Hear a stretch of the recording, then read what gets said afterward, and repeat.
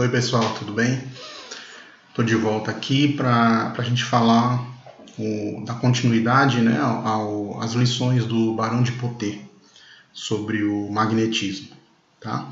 Então a gente vai falar hoje da lição 2, ele dá continuidade ali à história das descobertas, né, do magnetismo na esteira do que aconteceu ali com o Mesmer e com o Puigsegur ali entre 1750 e 1790, onde surgiram os primeiros relatos e experiências com o tema do magnetismo, tá? Então vamos ao nosso mapinha. Vejam aqui, lição 2 do Barão de Potê. Nessa lição 2, ele detalha as tentativas junto à Academia de Medicina de retomar os estudos, né? Havia um esforço ali de simpatizantes do magnetismo em retomar os estudos científicos que não aconteciam desde que o Barão de Puigsegur montou um relatório sobre o tema para o rei da França na época, em 1784, e desde essa época não haviam novos estudos com cunho científico. Então, Barão de Potê e outras personalidades que a gente vai citar aqui tentaram, né, fizeram um esforço para retomar esse estudo científico em 1825, tá? 30 anos depois aí. E é isso que a gente vai ver agora. Então, eu começo destacando aqui o fluido da alma, né? O Barão cita que o agente magnético é como a eletricidade. É uma força cega submetida a uma lei de afinidade, atrações e repulsões. Então, é uma maneira bem sucinta e verdadeira de citar, né? Você vê, isso aqui é de 1825. Aí a gente vem para algumas observações. O Barão ele trabalha muito como um militante, né? Ele é um militante do magnetismo, ele defende o magnetismo e ele está sempre colocando o que ele entende como provas na época de que o magnetismo deve ser estudado. Então, o que ele observa? Quando o magnetismo é abundante na infância, traz a multiplicidade de movimentos, necessidade irresistível de ir e vir, correr, falar, cantar e brincar. Ou seja, todos nós temos o magnetismo abundante na infância. Mais tarde, na idade adulta, ele excita todos os desejos. É o fluido vital, né? A energia do chakra básico. Na idade avançada, sua fonte se esgota e ele se mostra com dificuldade. Para tê-lo por mais tempo, é preciso não ter feito mau uso da vida. Veja que importante isso aqui, 1825, hein? No entendimento do Barão, o magnetismo é o que causa a epilepsia, a histeria, as convulsões e toda uma longa série de distúrbios. Quando comprimimos um dos 2.000 canais pelos quais circula, o membro entorpece. Quando rompemos um nervo, a vontade perde o seu domínio na parte lesada. Então veja, essas afirmações são resultado de experiências da época, né? Isso não quer dizer que seja... A gente já tem aí, né, 200 anos depois, nós temos aí como comprovar concordâncias e discordâncias sobre essas observações da época, mas é muito interessante porque eles estavam muito próximos, né, da realidade. Mais fluido que a própria luz, ele passa por todos os corpos. Fluido universal, né? A alma reveste-se dele, formando sua atmosfera, e sem que nada aconteça à alma, sem que lhe afete. O medo, agindo sobre os instrumentos de transmissão, impede sua saída. Isso aqui é fantástico, isso aqui é muito importante. O medo, agindo sobre instrumentos de transmissão do fluido, impede sua saída. E é por isso que os magnetizadores indecisos fracassam em suas experiências. Isso aqui é fantástico, porque em estudos que a gente faz de PNL, de desbloqueio da criatividade, encontro do propósito, tudo leva a crer que houve toda uma cultura voltada a incitar o medo, né? Porque isso segura as nossas ações, o medo de errar. E quem são os que se destacam? São os que não... eles têm esse medo, mas seguem a si mesmo, né? O destemido é aquele que está internado.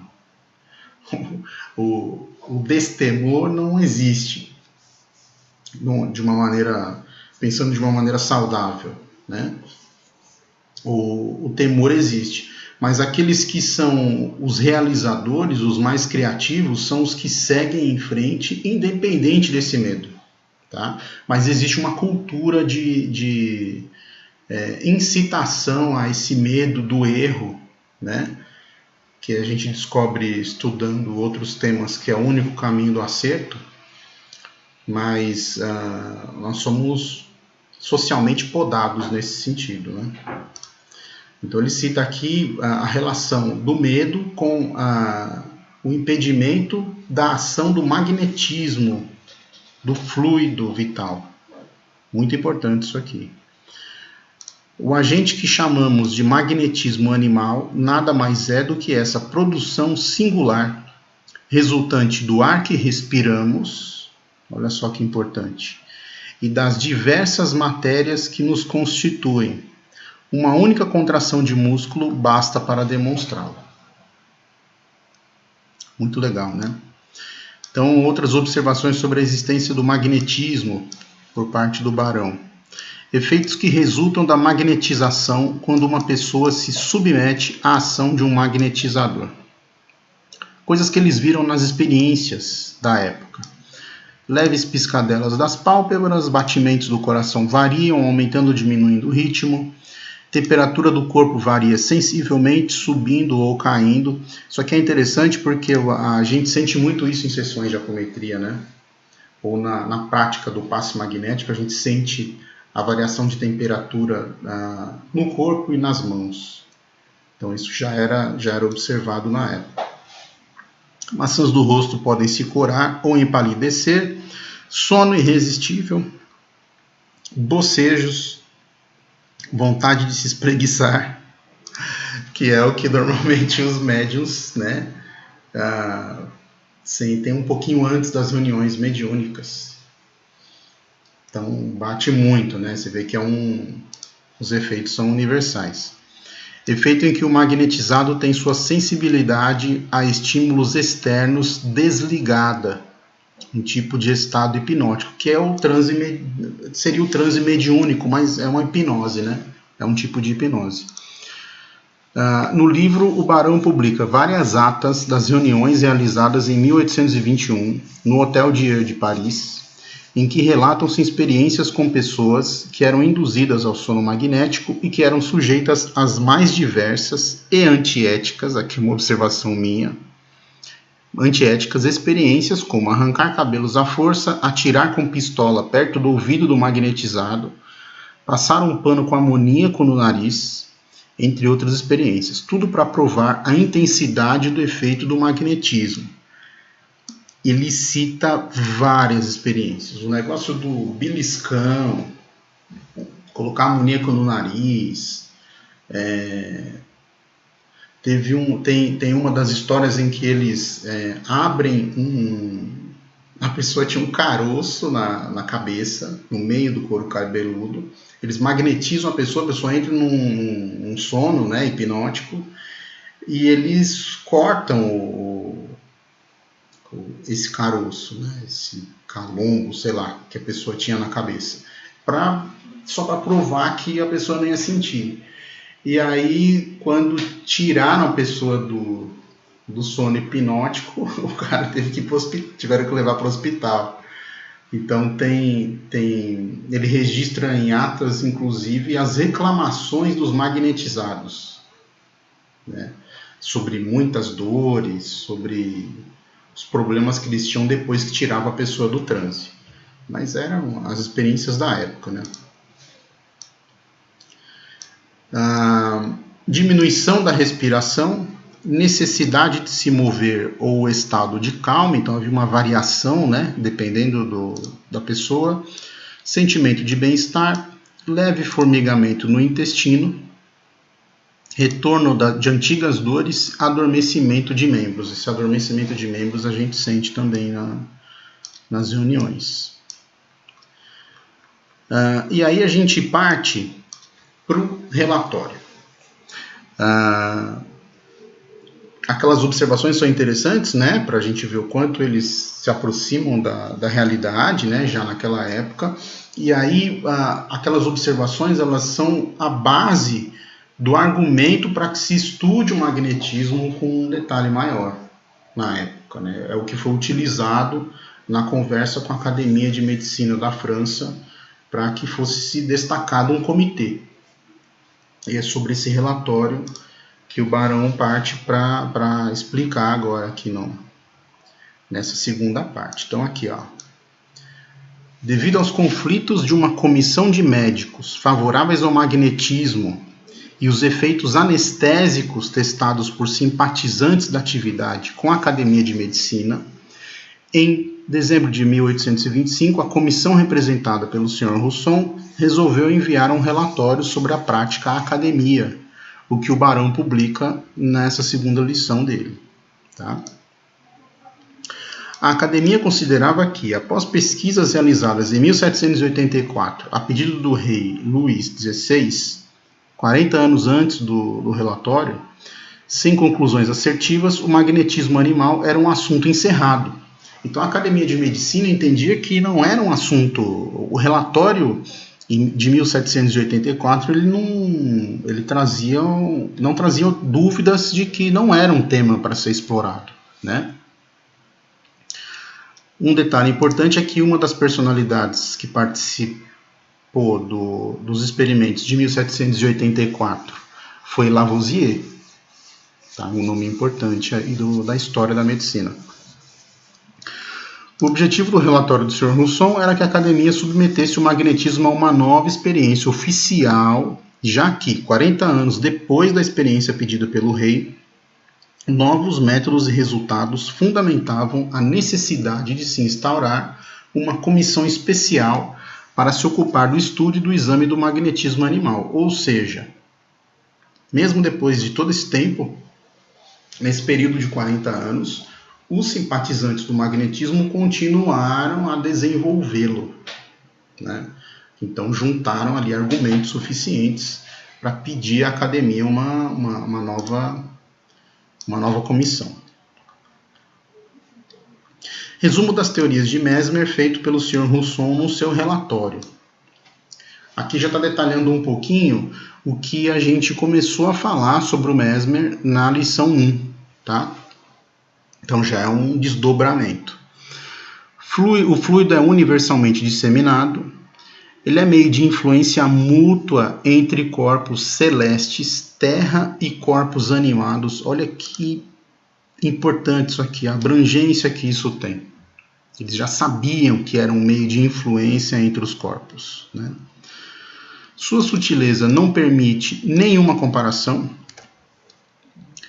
É capaz de receber, propagar e comunicar todas as impressões do movimento. É suscetível de fluxo e refluxo. Afeta uma pessoa insinuando-se nos nervos. Isso pode ser, até certa medida, é verdade, né? O corpo humano tem propriedades análogas às do ímã, distinguindo-se, portanto, polos opostos. Mais ou menos, né, na minha opinião, já que existe o magnetismo, claro que são propriedades análogas às do ímã. E é claro que nós temos polos, mas eu não acredito tanto nessa dualidade, não. Eu acredito numa dinâmica maior, né? Mais viva. Mas é uma crença. Eu não sei dizer o quanto de percentual isso aqui é verdade. O magnetismo pode ser comunicado de um corpo para outro. Isso aqui é muito importante porque é a base da apometria, né? Animado ou inanimado, mesmo a longas distâncias e sem o auxílio de intermediários.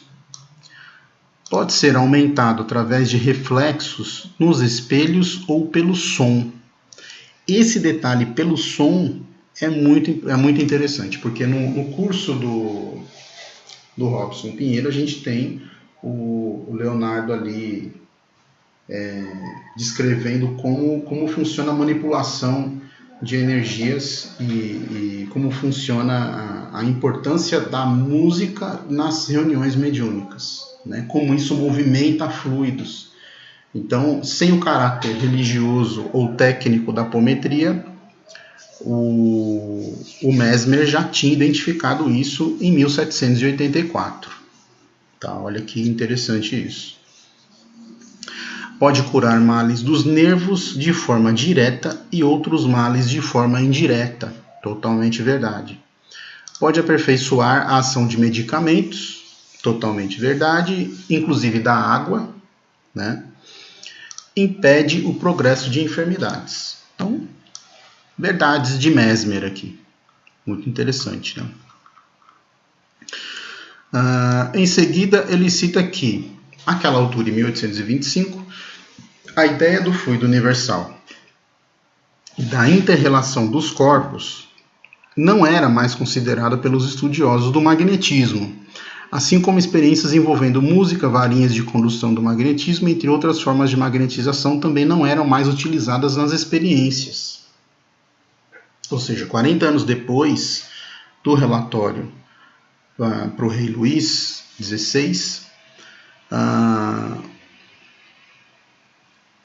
o Rousseau cita que havia uma mudança nas experiências da época, não que invalidassem essas experiências anteriores, né? Porque ele cita aqui que, apesar de não ser considerada pelos estudos do magnetismo, coisas como ideia do fluido universal e inter-relação dos corpos são citados no relatório dele para justificar a instauração de uma comissão, né? No entanto, ele cita que experiências àquela altura eram realizadas de forma mais sutil, através de um passar de mão suave por cima das roupas, por vezes sem necessitar de nenhum contato. Então, isso aqui é o precursor do passe magnético. Tá? Já era o passe magnético. O que seria a gênese do que conhecemos hoje como o passe. E aí a gente tem, nesse meio tempo, né, um desdobramento do que a gente entende hoje como o fenômeno mediúnico, né, ou medianímico, como diz o Kardec. Primeiros relatos de observação da mediunidade com o viés científico, chamado de sonambulismo. O Sr. Puysegur observou o fenômeno do sonambulismo magnético pela primeira vez em 1784, divulgando no final desse mesmo ano. Mas o que aconteceu? Por que não foi explorado na época? Porque ele divulgou 4 meses depois da publicação do relatório que foi enviado ao rei, que foi encomendado pelo rei Luís XVI. Por isso, o sonambulismo não foi estudado nos anos seguintes. Tá? O Puysegur identificou, mas ele não formalizou a descoberta. O Sr. Rousseau, então, chama a atenção para a importância do estudo desse fenômeno em seu relatório de 1825. Tá? Comportamentos observados por Puysegur em indivíduos que entraram em estado sonambúlico provocado pela magnetização. Olha só que interessante. Fazem previsões, sentem a vontade do seu magnetizador, que hoje seria o dirigente, né, da reunião de apometria, percebe o interior do seu corpo e do corpo de outras pessoas, reencontra na memória lembranças que havia esquecido quando desperto, claro, porque a gente já sabe hoje do desdobramento, né, e do acesso a essas camadas energéticas que a gente tem quando está nesse estado, né, de transe, se aperfeiçoa se for conduzido com sabedoria e deixa-se conduzir, isso é importante, perde totalmente a lembrança de todas as sensações e ideias que teve enquanto no estado sonambúlico. Isso a gente sabe hoje que depende, né? Existe o médium consciente e o inconsciente. Depois, com o passar dos anos, houve todo um desdobramento desses efeitos aqui. Mas olha que interessante isso, né? 1784, 240 anos atrás. Então, para encerrar, o Sr. Rousseau cita iniciativas e tratamentos relacionados ao magnetismo na Prússia, em Berlim, tratamentos com apoio do governo local, olha que interessante, governo alemão apoiando tratamentos com magnetismo. Em Frankfurt, Estocolmo e Petersburgo, entre outras cidades. Tá? Isso ele citou, né, essas iniciativas e tratamentos no decorrer dos anos anteriores para justificar a instauração de uma comissão. Então, tudo que eu coloquei até agora são os argumentos que foram colocados na época. Tá? A Academia de Medicina, então, aprovou, né, por 35 votos a 25, nomear uma comissão permanente que se dedicaria ao estudo e exame do magnetismo, isso em 1825. Tá? Na sessão de fevereiro de 1826, a Academia propôs os nomes que formariam essa comissão. O relatório de dezembro de 1825, então em fevereiro de 1826. O que aconteceu depois, que é o que a gente vai ver na terceira lição? Essa comissão existiu por 5 anos, de 1826 a 1831. E a lição 3, que eu vou mandar para vocês em seguida, eu vou ter que dividir em 2 vídeos, porque o relatório dele ele é extenso, né? Pega 90% do capítulo 3, que é bem extenso, e eu mapeei, né? Mas pelo tamanho dele eu vou ter que montar 2 vídeos com vocês sobre as descobertas dessa comissão que estudou, né? Que pesquisou especificamente o magnetismo por 5 anos na época. Tá? É um relatório de 1831. Beleza? Por enquanto é isso. Beijo no coração.